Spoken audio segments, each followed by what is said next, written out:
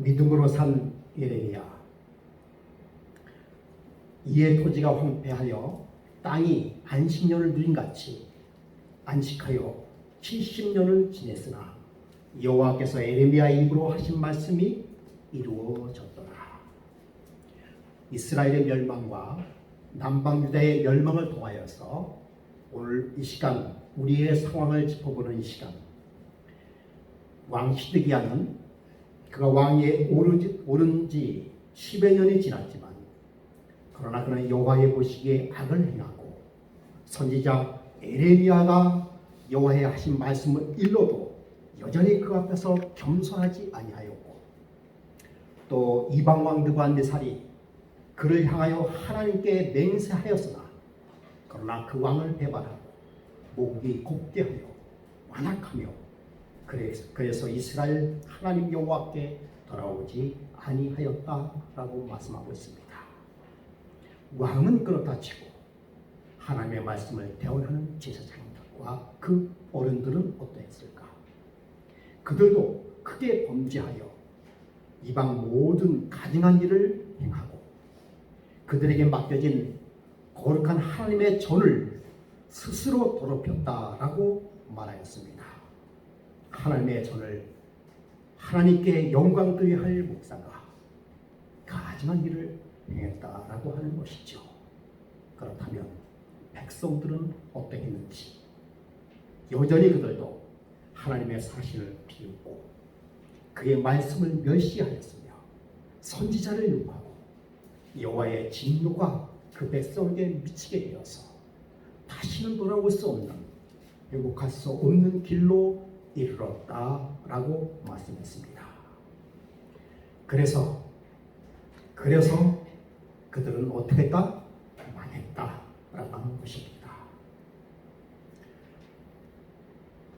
온 백성들과 나라의 모든 사람들이 다 여호와 하나님을 배반하고 여호와 하나님께서 그렇게 애타게 부르짖는 하나님의 말씀이 그들의 가슴에 와닿지 않은 그 시대에, 그래서 하나님께서 그들을 돌이킬 수밖에 없었고, 그래서 하나님께서는 그들을 바벨론국의 본으로 잡혀가는 일을 허락할 수밖에 없었던 그때에, 그러나 하나님의 말씀을 이루는 선지자가 있었으니 그 이름은 예레미야 선지자였습니다. 여호와께서 예레미야의 입으로 하신 말씀이 이루어졌더라. 아멘.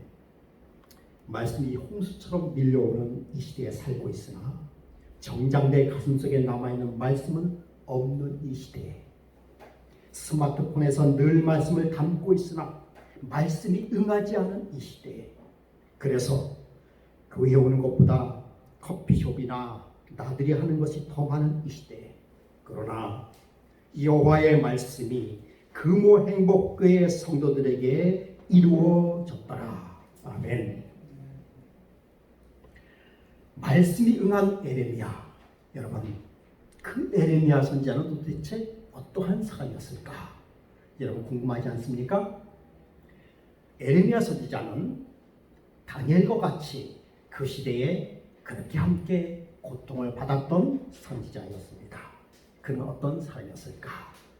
그는 첫 번째, 던져진 사람이었다라는 것이죠.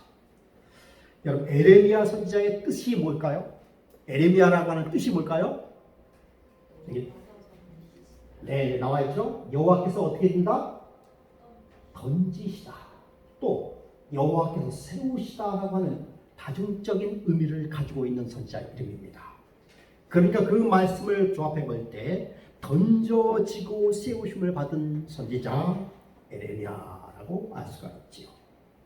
실질적으로 그는 예레미야 38장 6절에 그 구덩이에 물이 없고 진창뿐이므로 예레미야가 진창 속에 빠졌더라. 이렇게 구덩이에 빠진 선지자가 있었죠. 그 선지자 이름이 뭡니까? 요셉이었습니다. 요셉도 다시는 나올 수 없는 그런 구덩이에 빠졌어요. 똑같이 빠져진 자가 있었는데 그 선지자도 누구였다는 것입니까? 바로 예레미야 선지자였었다는 것입니다. 그는 아나도 출신이에요. 여러분이 아나도 출신이라고 하는 것은 제사장 출신인데 제사장 여러 제사장들이 있었는데 그 중에서 아주 불명예스러운 제사장 출신이 있는데 그가 바로 아나도시였습니다. 그는 제사장 중에서 반역 제사장의 계열에 속한 아주 평판이 안 좋은 그런 가문 출신의 사람이었습니다. 그는 고통의 사역을 50년 동안 수행했습니다. 평안스러운 나라가 아니었어요. 그 나라가 통째로 잡혀가는 그 시대에, 고통과 고난의 그 시대에 50년 동안 하나님의 사업을 수행했다라고 하는 사실입니다. 그 사실을 보고 참 대단하신 분이시다. 저는 10년도 버거운데 얼마 남지 않은 남은 시간도 참 한 걸음 한 걸음이 힘든데 50년 동안 하나님의 말씀을 수행했다라고 하는 사실, 그것도 이렇게 평화스럽고 아름답고 찬양이 있는 그러한 시대에 살았던 그런 선지자가 아니었어요. 다 자기 백성들이 칼에 찔리고 노예가 돼서 끌려가고 먹을 것이 없고 고통을 당하고 당신이 백성들의 하나님을 섬겼던 예루살렘 성전은 다 허물어졌던 그 시대에, 그 시대에 하나님의 사역을 50년 동안 행한 그 선지자, 참으로 존경받을 만한 그런 선지자였습니다. 그 선지자는 아픔을 거진 선지자였어요. 모욕과 멸시를 받았습니다. 왜냐하면 나라가 없었고 백성이 없었고 그 백성이 포로가 되었기 때문에 모욕과 멸시를 받은 그런 선지자였습니다만, 그러나 하나님의 은혜로 말씀이 적용된 선지자였습니다. 그는 허락받은 반역전 기별의 기별자였습니다. 바벨론에게 항복하라라고 하는 하나님의 지시를 받은 선지자였어요. 그러니 여러분, 그 얼마나 마음의 고통과 고난이 있었겠습니까? 마른 웅덩이에서 고독과 생명의 위협을 받은 그러한 선지자였습니다. 그러나 그러한 선지자임에도 불구하고 하나님의 말씀에 대한 삶의 열매가 맺혀지는 선지자였었는데, 여호와의 말씀이 에레미야에게 응하였더라. 이 말씀 하나로 에레미야의 모든 삶을 다 대변해 준 것입니다. 고통 당하면 어떻습니까? 고난 당하면 어떻습니까? 하나님의 말씀이 그의 삶 속에 이루어졌다는 하는 사실, 이것 하나만 있어도 10년, 20년, 50년 아니 100년이라도 하나님의 사업을 할 수 있지 않았을까, 그렇게 생각이 듭니다. 금요일 목회 성도 여러분에게 말씀이 응하였더라. 네 번째는요, 언약을 바라본 선지자였습니다.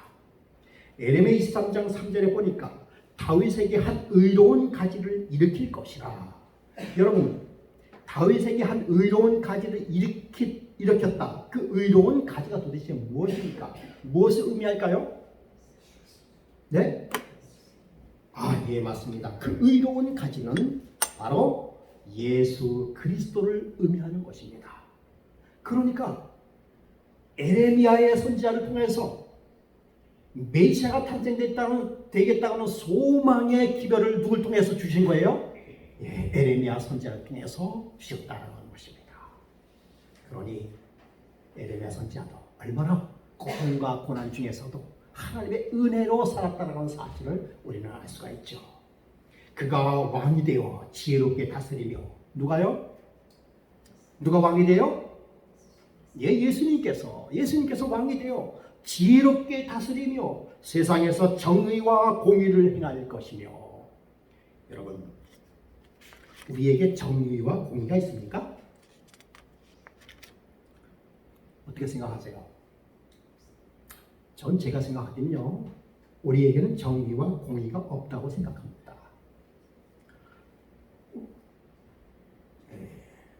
우리가 제가 여러분 이것이 옳은 것이니까 여러분 이대로 하세요라고 이야기한 듯, 사실은 그것이 옳은 말일까요? 아니요.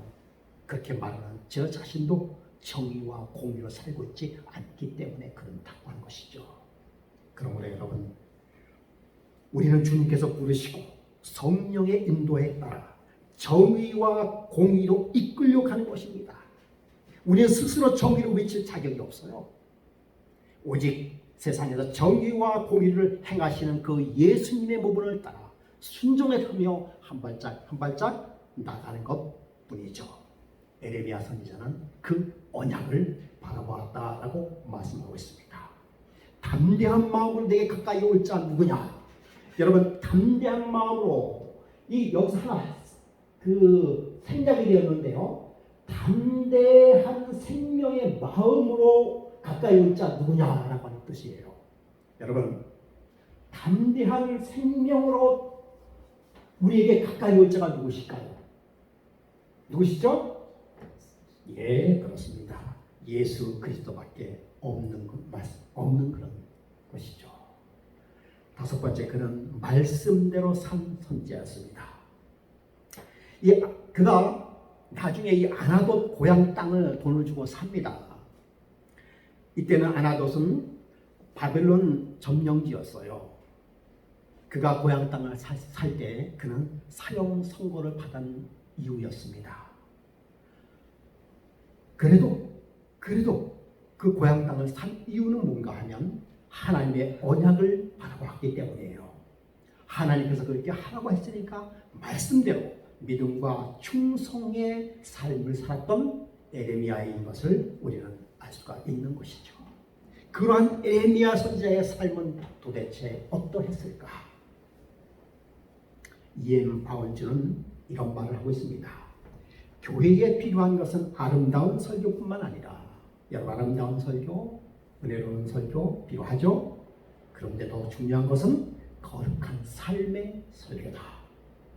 복음은 강한 설교뿐만 아니라 강한 삶으로 나타내어야 한다.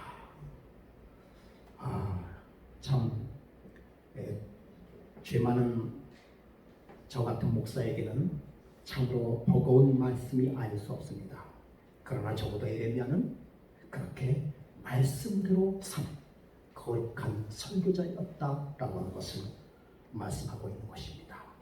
여러분, 그의 삶 속에서 예수 그리스도께서 보였다라고 하는 것입니다. 기록되었을 때, it is right. 기록되었을 때, 그분은 성경을 부지런히 연구하셨다. 여러분, 그분은 부지런히 성경을 연구했다. 누가요? 네, 예수님께서 부지런히 성경을 연구했다고 하는 것이에요. 그러면 누가 이 말씀을 제가 여러분께 드리는 것은 누가 그렇게 성경을 연구했다는 것입니까? 바로 에레미야 선지자가 그렇게 성경을 열심히 연구하면서 그의 삶 속에서 예수 그리스도께서 보여졌다라고 하는 것입니다. 예수가 보여진 삶, 예수가 나타내진 삶, 그러한 삶을 살 수만 있다면 얼마나 좋을까. 성경은 마치 우리 귀에 직접 말씀하시는 것 같은 하나님의 음성입니다. 여러분, 다시 한번 읽어볼까요? 성경은 시작. 성경은 마치 우리 귀에 직접 말씀하시는 것과 같은 하나님의 음성이다.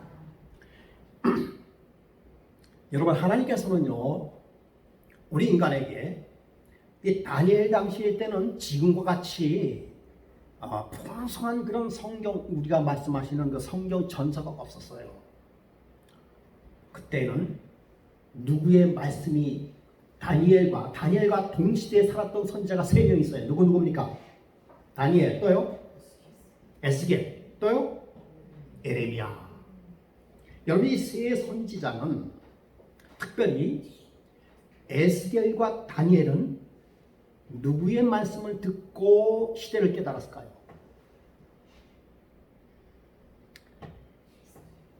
네? 이사야. 예, 이사야. 특별히 에레미야 선지자였어요. 여러분, 그러니까 에레미야가 동시대의 선지자였었지만은 이 에레미야 선지자는 말씀이 충만한 사람이었어요. 예. 그래서 이 모세로부터 주신 하나님의 말씀을 그가 다 상고하면서 에레미야가 하신 그 성경 말씀을 듣고 깨닫고, 그때 당시에 청년 에스겔 전도사, 청년 다니엘은 70년 후에 그의 백성이 놓인다는 사실을 에레미야가 이야기한 말씀을 듣고 깨달았다고 하는 사실이에요. 그러니까 얼마나 예레미야 선지자가 말씀 속에서 살았다는 사실을 우리는 알 수가 있습니다. 여러분 오늘 그 시대는 이런 오늘날 같이 풍성한 성경 전서가 없었기 때문에 하나님께서는 때로는 꿈으로 보여주시고 때로는 이상으로서 계시로서 말씀을 선포해 주었습니다. 그런데 말이죠, 오늘날에도 그럴 필요가 있을까요? 뭐 없다고 하면은 없다고라고 딱 단정 지을 수는 없어요. 그러나 이미 하나님께서는 이 땅의 모든 마지막 시대까지 우리가 필요한 모든 말씀을 다 주셨습니다. 성경은 마치 우리 귀에 직접 말씀하시는 것과 같은 하나님의 음성이다.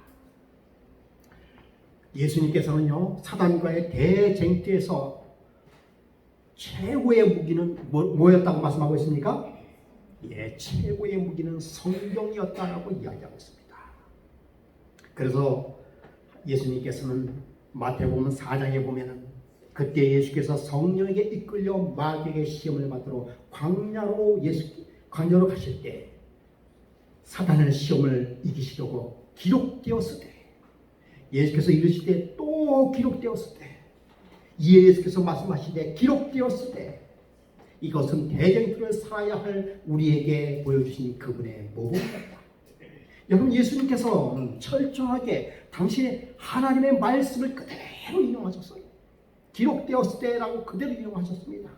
시험 당할 때마다 그분의 싸움의 무기는 하나님의 말씀이었다. 말씀 그 자체였다라고 하고 있습니다.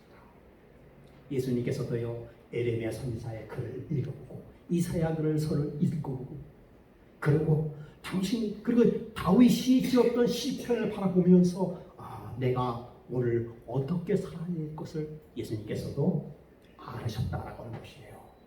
예수님께서는요, 거의 모든 부분을 성경 말씀을 인용하셨습니다. 돌아가시기 전까지 성경 말씀을 그대로 인용하셨어요.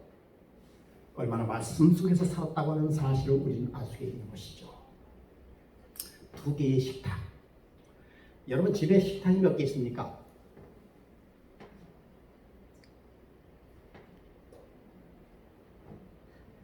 우리 어느 분한테 질문을 드릴까요?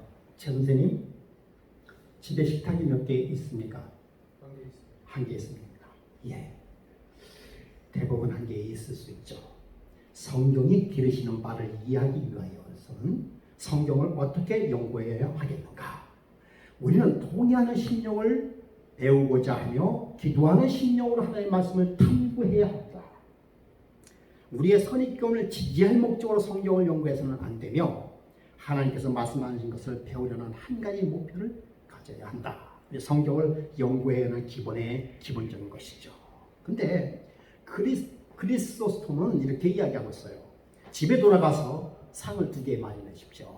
하나는 무슨 상? 밥상이고요. 또 하나는 무슨 상이에요? 말씀의 상 2개를 꼭 마련하라는 것이에요. 그래서 교회에서 들은 말씀을 다시 읽으십시오. 여러분의 집을 교회로 만드십시오 라고 이야기하고 있습니다. It is finished. 성경을 살아가는 자. 예수께서는 성경을 살아가는 분이셨다. 여러분, 이 단어의 뜻이 성경을 살아가는 자. 예수님께서는 성경을 살아가셨다. 성경 그대로 사셨다라고 하는 것이에요. 여러분, 우리에게 도전이 아닙니까? 저에게 상당한 도전이죠. 그분의 삶은 주의 말씀은 내 발의 등이요 내 길에 빛이 되셨다. 하나님의 말씀은 그들의 신앙과 행위의 표준으로 추천한다라고 이야기하고 있습니다. 말씀이 응했다. 예수님께서는요, 철저하게 그 말씀이 응한 그러한 분이셨어요. 말씀대로 사시고 말씀이 응한 그런 성도. 여러분, 우리 금화의 목회 성도 여러분도 말씀이 응하는 그런 우리 성도 모두가 되어야 되지 않겠습니까? 제가 여러분께 말씀을 드리겠습니다만, 제가 원래 고향이 경기도 포천이었었죠. 경기도 포천에서 그때 당시에 저희 부모님과 몇 가족은 예수님의 재림을 맞이하기 위해 시골로 들어간다고 들어가서 거기서 생활을 했습니다. 그리고 저는 초등학교, 그 국민학교죠. 국민학교 6학년을 마치고 이제 어디로 갔습니까? 서울 삼육 중학교로 입학을 했습니다. 저는 그 서울 삼육 중학교 입학하는 이유가 뭔가 하면 제가 나중에 뭐 훌륭한 뭐 박사가 된다든지 뭐 돈을 잘 번다든지 그러한 꿈이라기보다는 저는 목사가 되는 게 꿈이었어요. 나는 꼭 목사가 되겠다. 그런 게 꿈이었습니다. 그래서 그때 당시에 그렇게 들어갔던 우리 그 학생들 중에서 제가 제일 처음으로 제일 일본어로 삼육 교육을 받았습니다. 그 다음부터 뭐 다른 사람들이 다른 노래 친구들이 줄줄줄 삼육 교육을 받게 됐는데 제가 제일 번째예요. 그때 당시면 정말 유학이죠, 유학. 거기서 포철에서 서울 삼육으로 정말 유학을 떠나듯이 해서 제가 거기서 공부를 하는데 맨날 토요일마다 안식교. 그제는 뭐 토요일마다 안 오고 뭐 그런 그 비웃음을 거의 한 6년 동안 듣다 보니까 사람이 더 주눅도 좀 들고 그러다가 3년 때 가니까 얼마나 좋은지 몰라요. 그냥 거기가 천국이어서 천국. 매 안식일마다 찬양을 부르고 해가 지면은 또 모여가 찬양 부르고 설교하고 그 다음에 안식일을 끝내고 얼마나 너무 좋았어요. 참 너무 좋았습니다. 그런데 뜻하지 않게 저는 학교를 중단하게 되었어요. 고등학교 1학기를 마치고 2학기 때는 복학을 하지 못하고 학업을 그만두게 되었어요. 그렇게 되니까 제 꿈이 사라져 버렸습니다. 제가 원래 목사가 되는 게 꿈이었는데 제 꿈이 다 사라지고 그때 나이 15, 17 뭐 이럴 때였어요. 누구처럼 다니엘 같은 그런 나이였습니다. 다니엘은 그때 뜻을 정하여서 그 이방 나라에서 그 신앙을 이끌어 갔는데 저는 꿈을 잃어버린 그런 청년이 되어버렸어요. 그렇다고 제가 신앙을 잃어버린 건 아니에요. 그렇게 저렇게 그저 신앙생활을 하다가 그런데도 저 마음속에 한쪽 구석에서는 나는 꼭 그때 담임 선생님한테 제가 그 자퇴서를 내면서 담임 선생님한테 꼭 이런 얘기했어요. 선생님, 저는 공부를 해서 목사가 되겠습니다. 그랬더니 선생님이 야 이 녀석아 웃기는 소리 하지 말라. 전 지금도 그 소리가 쟁쟁해요. 제가 같았으면 그렇게 하는 얘기하면서 그래 힘들지 마 어떻게 열심히 한번 해봐라 뭐 이렇게 얘기했을 텐데 선생님 그게 사실은 그게 현실이에요. 정말 힘들었어요. 제가 군대 가기 전에도 공부를 하겠다고 뭐 정말 나름대로 이렇게 애를 썼는데 워낙 머리가 안 좋아가지고 제가 사실 어제 저녁부터 계속 그 기억절을 암송했는데 저는 정말 웬만해서는 이 기억절 암송이 잘 안 되는 사람이에요. 암송하다가 교장 선생님이 그 암송하는 거 소개하는 그 순간에 잊어버려가지고 제가 다 못했어요. 바로 했으면 했는데 제가 이렇게 머리가 안 좋습니다. 공부도 열심히 했는데 보통 검정고시를 검정고시 여기 보신 분도 계시겠습니다만 검정고시는 8과목을 과락이 없어야 합격되는 거예요. 그래서 처음에 시험 봤을 때 5과목 합격하고 두 번째 시험 봤을 때 1과목 더 해서 6과목 합격하고 세 번째 봐가지고 8과목 다 합격했어요. 보통 검정고시는요 한 번에 다 합격하는 게 아니라 검정고시예요. 검정고시는 떨어뜨리려고 보는 게 아니고 합격시키려고 보는 게 검정고시입니다. 그걸 세 번 봤으면 1년 반 걸려가지고 시험만 공부하는 거 따로 그렇게 가지고 검정고시를 겨우 합격해가지고 그때 당시에 그래서 군대도 갔다 왔어요. 군대 갔다 와서 우리 집사람하고 삼육동에서 그때도 기억합니다. 삼육동에서 그 오약동에서 그때 우리 집사람이 저를 위해서 같이 그때 연애한 때예요. 그때 나이가 제가 27이었었나 됐는데 기도했으면 하나님 우리 정호 씨가 시험에 합격해서 전도사가 되게 신앙 그렇게 목회자가 되게 해주세요. 딱 기도를 했는데 그 기도를 받는 저 순간에 저희 마음은 뭐였는지 아세요? 이번엔 안 될 텐데 그래가지고 그때 왜냐면 그 수능 점수가 있으니까 수능 점수를 제가 아니까 그때 수능 점수였나 뭐였나 그 신학과를 봤어요. 떨어졌죠. 그래가지고 그때 우리 집사람 안 만났으면 제가 어떻게 된지 모르겠어요.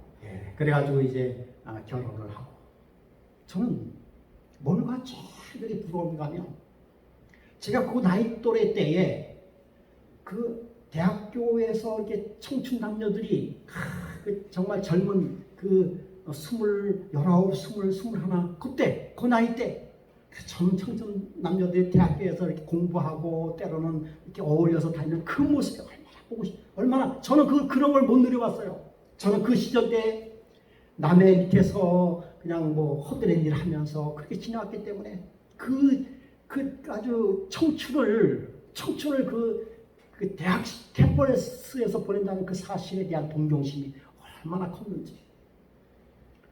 제가 기름동에 살 때 언젠가 제가 말씀을 드렸지만요, 사과 장사 좀 했어요. 그때는 차가 없기 때문에 니아가에다가 경동시장에서 사과를 실어서 그걸 끌고 어디까지요? 기름시장까지 끌고 왔어요. 몇 번 못했어요. 장사가 안 되더라고요. 근데 어디를 지나가는가 하면 고대 앞을 이렇게 끌고 땀을 뻘뻘 흘리면서 고대 앞을 지나. 거기 지금 안암동 그 경동시장에서 이렇게 해서 고대 앞으로 지나가서 그 다음에 기름동으로 이렇게 지나가거든요. 가입하거든요.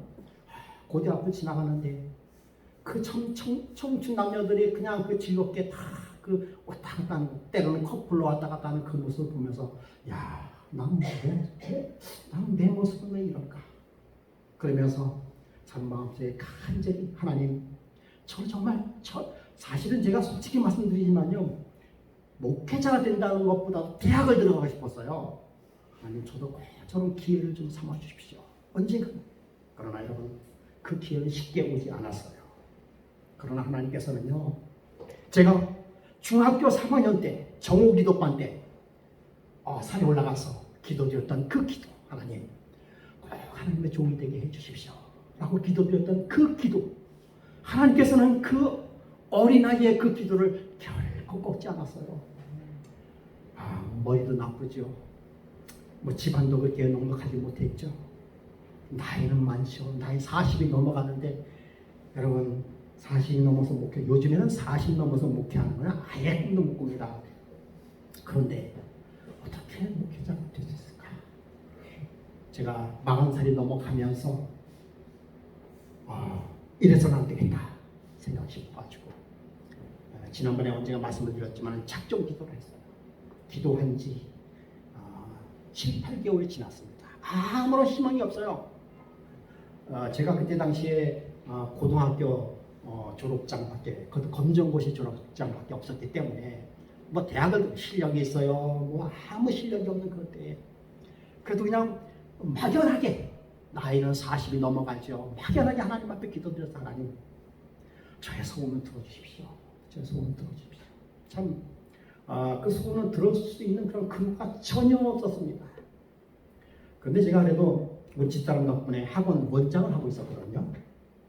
뭐 원장이라야 뭐 창문하고 뭐 그런 것밖에 없죠. 그렇다고 애들 가르치긴 가르쳤어요. 그런데 무슨 일이 벌어졌는가 하면 그 학원 원장들만, 학원을 운영하는 자들만 들어갈 수 있는 그런 학교가 생겼어요. 경민대학에. 제가 경민대 출신이에요. 기도하는 8개월째 그런 일이 생겼습니다. 그래서 제가 거기 등록을 했어요. 야간만. 하나님께서 저의 기도를 들어주셨습니다. 그래서 그 다음 해에 제가 포부도 당당하게 대학생이 됐습니다. 야간 대학생이 됐죠. 시험 안 보고 무시험으로 들어가는. 근데 그 과정이요, 1기, 2기하고 사라졌습니다. 저는 그것도 저의 기도를 들어주신 하나님의 은혜라고 생각이 들었죠. 그래서 근데 그게 산업 디자인학과예요.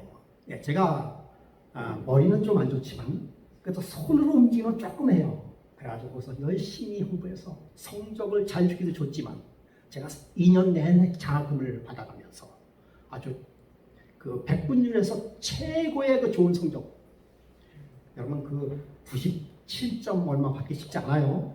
예, 그런 좋은 성적으로 제가 졸업을 했습니다. 하나님의 은혜였어요. 그 성적으로 신학대학을 편입해 갔어요. 제가 시간 관계상 자꾸만 얘기하면 제 모난 것만 얘기하기 때문에 좀 얘기하기가 뭐하지만요. 그러나 여러분, 제가 그래도 한 가지 얘기해야 되겠죠. 뭐 여러분들은 다 대부 아시는 분은 아시지만은 제가 신학대학 편시험을 보는데 4명 모집하는데 9명이 들어왔어요. 그 제가 들어갔죠. 시험을 봤죠. 제가 영어를 못한다고 그랬어요. 저한테 영어 묻지 마세요. 영어 시험은 빵점. 정말 빵점. 그냥 100점 냈어요. 저는 그렇게 생각했습니다. 영어 못해가지고 하나님 사람 못한다면 못하는 거지. 뭐. 네. 그런데 제가 뭘 잘 본 줄 아시죠? 제가 내신 성적이 97점 얼마. 그 성적 딱.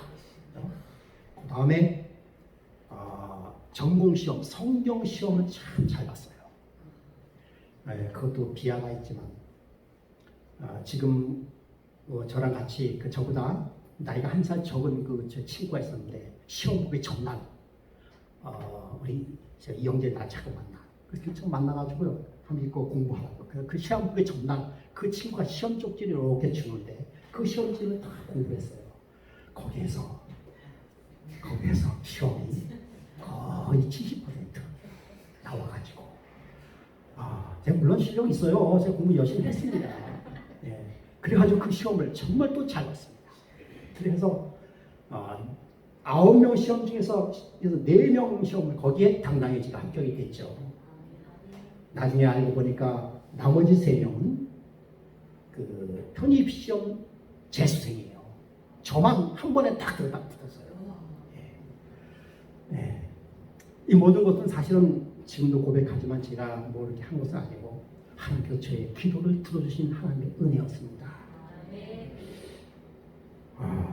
정말 이루어질 수 없는 그런 상황에서 하나님께서 그 길로 인도해주셨다는 사실을 제가 체험하게 되었죠. 그렇게 체험했으면 정말 하나님의 뜻대로 또 묵기를 했어야 되는데 누가복음 4장 21절에 이에 예수께서 그들에게 말씀하시되 이 글이 오늘 너에게 응하였느니라. 여러분, 하나님의 말씀이 여러분의 삶에 응하시는 삶을 사시기 바랍니다. 여러분, 우리가 잘나서 응하는 게 아니에요. 우리가 하나님께 드리는 그 간절한 그 기도를 하나님께서 응답해 주신다는 사실을 여러분 기억하시고 그 응답에 순종하는 것입니다. 그리고 믿는 것이죠. 그리고 믿는 것입니다.